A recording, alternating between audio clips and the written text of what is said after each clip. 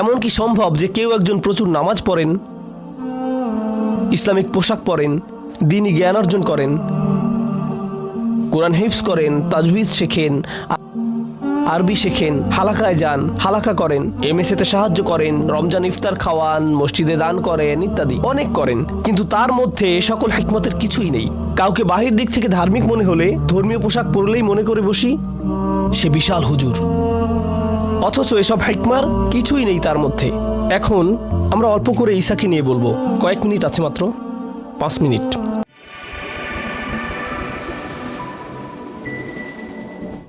এরপর আল্লাহ বলছেন ব্যভিচার করো না, এমনকি এর কাছেও যেও না, জিনার কাছেও যেও না। এখন জিনা করো না এটা কিন্তু একটা বিধান, জিনা করো না, লা তাজিনু এটা বিধান, কিন্তু জিনার কাছেও যেও না এটা কি হিকমা। কারণ হলো কাছে যাওয়া অর্থাৎ জিনার কাছে যাওয়া কেউ গেলে ধরতে পারবেন না। কারণ দেখুন, কেউ যদি নিজের চোখের পর্দা করতে না পারে, একটুখানি কথা বলে, অথবা ধরুন একটুখানি দেখা করলো, কথা বললো, এরপর বলল শুধু কফি শপেই তো দেখা করেছি, এমন কিছু ধাপে ধাপে এগুচ্ছে, তাই না? এসব ধাপের মধ্যে আপনি বলতে পারবেন না যে এখানেই থামো, এখান থেকে হারাম শুরু হচ্ছে। আরে না না, কিছুই করছি না, শুধু ইমেল লিখছি একটা, বুঝছেন না কেন? শুধু একটা স্মাইলি, শুধু একটা স্মাইলি ফেস। এজন্য আল্লাহ আমাদের বোঝাচ্ছেন এর কাছেও যেও না। এরপর সর্বশেষ আর অল্প কিছু, হত্যার প্রতিশোধ। কিছু জিনিস বাদ দিয়েছি, যেমন ধরুন নির্দোষ ব্যক্তি হত্যা করো না, এটাও কিছু। দেখুন বিধান আর হিকমা একত্রে মিলেছে, তাই না? আমরা এখন থেকে দেখব যে বিধান আর হিকমা কিভাবে একে অন্যের সাথে আষ্টে পৃষ্ঠে মিলে যায়। এরপর বলছেন এতিমের দেখভাল। ঠিক আছে, খেয়াল রেখো যেন তুমি এতিমের সম্পদ ভক্ষণ করে না ফেলো। কারণ যখন কোনো কিশোরের পিতামাতা মারা যান আর সম্পদ রেখে যান, তখন তাদের কিন্তু এখনো এসব সম্পদের দেখাশোনা করার মতো পরিপক্কতা আসেনি, এখনো বয়স হয়নি তাদের। সেটা সেই সন্তানেরই টাকা, তারা প্রাপ্তবয়স্ক হলে সেই টাকা তাদের দিয়ে দিতে হবে। এরপর আছে ব্যবসায়িক নৈতিকতা, জ্ঞান ছাড়াই অনুসরণ করা। ওয়ালা তামশি ফিল আরদি মারহা, পৃথিবীতে দম্ভ ভরে পা ফেলো না। এটা কিভাবে বুঝবেন? আল্লাহ বলছেন ইন্নাকা লান তাখরিকাল আরদ, পা ফেলে পৃথিবীতে ফাটল সৃষ্টি করতে পারবে না তুমি। তোমার এত ক্ষমতা হয়নি যে পৃথিবীর বুকে ফাটল বানিয়ে ফেলবে।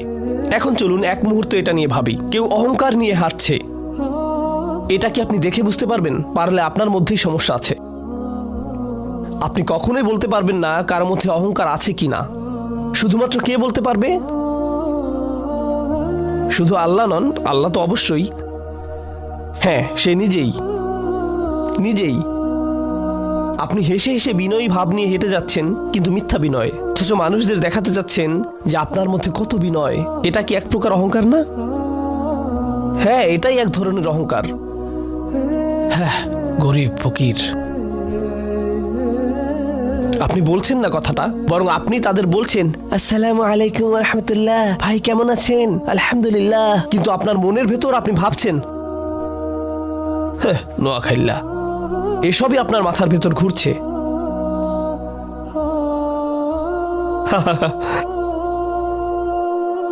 এটা আপনি বুঝতে পারবেন না, অন্য কারো মধ্যে ধরতে পারবেন না। এই আয়াতে বলছে যে আপনি যেভাবে মানুষের সাথে কথা বলবেন, যেভাবে আসবেন, আপনার শারীরিক ভঙ্গি যেমন হবে, যেভাবে মানুষের দিকে তাকাবেন, যেভাবে মানুষ সম্পর্কে ভাববেন, সব নিয়ে বলছে। এখানে বলছে যে পৃথিবীতে হাঁটা মানে যেখানে আপনি যান না কেন, আপনি দোকানে যান কি বাজারে, অনেক মানুষ রেস্টুরেন্টে যায়, মনে হয় যেন ফেরাউন তার প্রাসাদে এসেছে। আমি 90 সেকেন্ড ধরে বসে আছি এখানে, আর আমি আসবই না এখানে, আর আমি আসবই না এখানে। ওয়েটার শুনে বলবে আমি 2 রাকাত শুকরিয়া নামাজ পড়ব।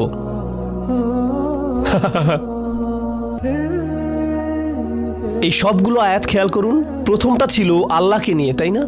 বাকিগুলো কি নিয়ে? বাকিগুলো পিতামাতা, আত্মীয় স্বজন, মুসাফির, খরচ, কৃপণতা, অপচয়, ভ্রূণ হত্যা না করা, জিনা থেকে দূরে থাকা, হত্যা করা, এতিমের দেখভাল, ব্যবসায়িক নৈতিকতা, জ্ঞান ছাড়া কিছু করা, অহংকার সহ না চলা। এই সবগুলো কিসের সাথে সম্পর্কিত? এগুলো সব মানুষের সাথে সম্পর্কিত। কিভাবে তাদের সাথে চলছেন। এখানে কিন্তু নামাজের কোনো কথা নেই, রোজা রাখার কোনো কথা নেই, কোনো আচার প্রথার কথা নেই, তাহাজ্জুদ নামাজের কথা নেই, এসব কিছুই নেই এখানে। এগুলো সব শেষ করে আল্লাহ বলছেন যে আপনার রব ওহির দ্বারা আপনাকে যে হিকমত দান করেছেন, এগুলো তার অন্তর্ভুক্ত। এটাই হলো হিকমা। এমন কি সম্ভব যে কেউ একজন প্রচুর নামাজ পড়েন, ইসলামিক পোশাক পরেন, দ্বীনি জ্ঞান অর্জন করেন, কোরআন হিফজ করেন, তাজউইদ শেখেন, আরবি শেখেন, হালাকায় যান, হালাকা করেন, এমএসএতে সাহায্য করেন, রমজান ইফতার খাওয়ান, মসজিদে দান করেন ইত্যাদি অনেক করেন, কিন্তু তার মধ্যে সকল হিকমতের কিছুই নেই, বেশিরভাগই নেই? এমন কি হতে পারে না? অবশ্যই পারে। দেখা যাবে কোনো আয়াত সম্পূর্ণ তাজউইদ সহকারে পড়ছেন, কিন্তু কিছুই নেই। আমাদের দিন কিন্তু ওটাই হিকমাহ। ইব্রাহিম আলাইহিস সালাম বলেন, ইয়া আল্লাহ, তাদের মধ্যে এমন এক রাসূল পাঠান যে তাদের শিক্ষা দেবে কিতাব আর কি শেখাবে? হিকমাহ। আমাদের সাথে কি হয়েছে? কাউকে বাহির দিক থেকে ধার্মিক মনে হলে ধর্মীয় পোশাক পরলেই মনে করে বসি সে বিশাল হুজুর, অথচ এসব হিকমার কিছুই নেই তার মধ্যে। এসবের কিছুই থাকার দরকার নেই, তাই না? এখন আমরা অল্প করে ঈসাকে নিয়ে বলবো। কয়েক মিনিট আছে, মাত্র 5 মিনিট। আপনাদের এই ধারণাটির ভূমিকা দিচ্ছি এখন, খুব বেশি সময় লাগবে না, 5 মিনিট। এরপর আপনাদের একটা বিরতি দিব ইনশাআল্লাহ। ওকে, ঈসা, হিকমাহ আর কোরআন। আপনারা জানেন যে ইসরায়েলিদের তাওরাত দেয়া হয়েছিল, বনি ইসরায়েলকে তাওরাত দেয়া হয়েছিল। কোন নবীর মাধ্যমে তারা তাওরাত পেয়েছিল? মুসা। তাহলে কিতাবের দৃষ্টিকোণ থেকে ইসরায়েলিদের প্রথম রাসূল হলেন মুসা, আর ইসরায়েলিদের শেষ নবী হলেন ঈসা। এখানে আমি আপনাদের যা জানাতে চাচ্ছি তা হলো, কোরআন মূলত বলছে যে মুসাকে দেয়া হয়েছে কিতাব। মুসাকে কি দেয়া হয়েছে? কিতাব বা বিধান। আর ঈসাকে, অর্থাৎ সর্বশেষে নবী ঈসাকে দেয়া হয়েছে, মুসাকে দেয়া হয়েছে কিতাব আর ঈসাকে কি? হিকমা। এখন আমাদেরকে কিতাব আর হিকমার মধ্যে সম্পর্কটি বুঝতে হবে, কারণ এতক্ষণ পর্যন্ত কিতাবের বিষয়টি ছিল আলাদা, কিন্তু এখন আমাদের খুঁজে বের করতে হবে এই দুটোর মধ্যে সম্পর্ক। ঠিক আছে? প্রথম কথা হলো, খ্রিস্টান কবিতাতেও ঈসা আলাইহিস সালামের উপর নাজিল হওয়া ইনজিলকে বলা হতো হিকমা, আর কোরআনও বলছে ঈসা আলাইহিস সালাম বললেন, আমি তোমাদের কাছে হিকমা সহকারে এসেছি, আর এসেছি তোমরা যা নিয়ে মতভেদ করতে সেগুলো পরিষ্কার করতে। এখানে কিন্তু ইন্টারেস্টিং একটা ব্যাপার আছে। আপনারা কি স্যাম হ্যারিস নামক ভদ্রলোককে চেনেন? সাকিবকে ধন্যবাদ সেটা আমাকে দেখিয়ে দেবার জন্য। আমি আপনাদের সবার সাথে শেয়ার করছি। আপনারা চেনেন স্যাম হ্যারিসকে?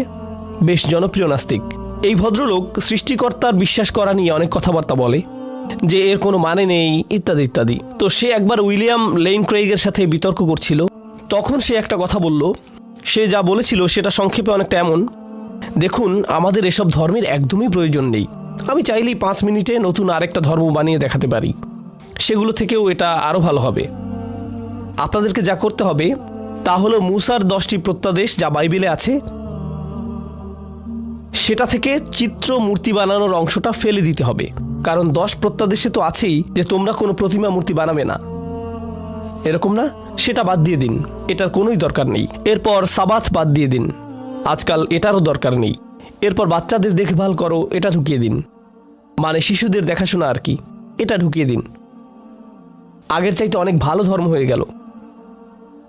তিনি এটাই বললেন। তাহলে বিখ্যাত নাস্তিক কি বলছে? 10 আদেশ থেকে কি সরাতে হবে আপনাদের? সাবাত, মূর্তি পূজা, এগুলো সরান। কি যোগ করবেন? বাচ্চাদের দেখাশোনা। এটা কি হুবহু কোরআনের 10 প্রত্যাদেশের সংস্করণ না? বলুন, এখানে কি সাবাত আছে? না। আর কি যোগ করা হয়েছে এখানে জানেন?